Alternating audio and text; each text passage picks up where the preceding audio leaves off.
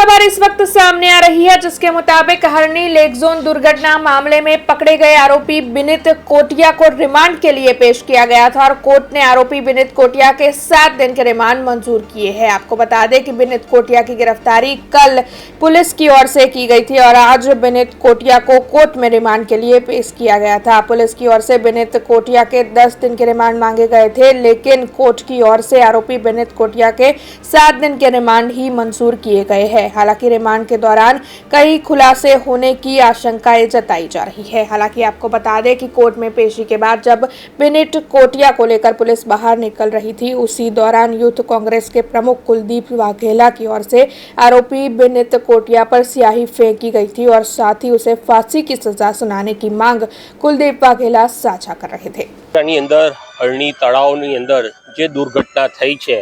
અને 12 બાળકો અને 2 શિક્ષકોના અપમૃત્યુ થયેલા છે, જેની પાછળ જે કોઈ જવાબદાર વ્યક્તિઓ છે તેની અંદર કોટિયા મેસર્સ પ્રાઇવેટ લિમિટેડના જે પ્રોજેક્ટના ભાગીદાર જે છે એ ભાગીદારની પોલીસે આ તપાસના કામે અટકાયત કરેલી છે। આજે પોલીસે આ આખા બનાવની ઝીણવટભરી તપાસ થાય અને આ આરોપી કઈ રીતે આમાં ઇન્વોલ્વ છે, કેટલા લાઈફ જેકેટ હતા, કેટલા લાઈફ જેકેટની કન્ડિશન સારી હતી, બાળકોને લાઈફ જેકેટ હતા તો આપવામાં આવ્યા છે કે નથી આવ્યા, કેમ નથી આપ્યા, ઓવર કેપેસિટીની બોટની અંદર બેસાડવાની જે બનાવ બન્યો અને આવો ગંભીર કરોડ બનાવ બનવા પાછળ આ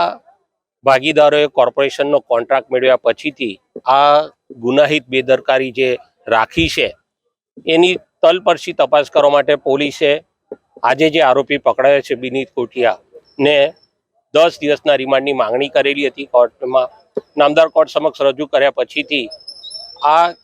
રિમાન્ડ અરજીની દલીલો થયા બાદ નામદાર કોર્ટે 7 દિવસ કોની નિષ્કાળજી છે, કોની બેદરકારી છે, કોના કહેવા પર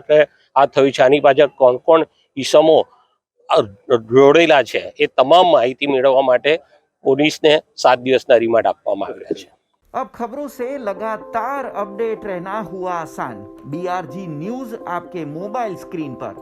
आज ही BRG न्यूज की mobile app Google play store और ऐप स्टोर से डाउनलोड करें और खबरों से लगातार जुड़े रहें।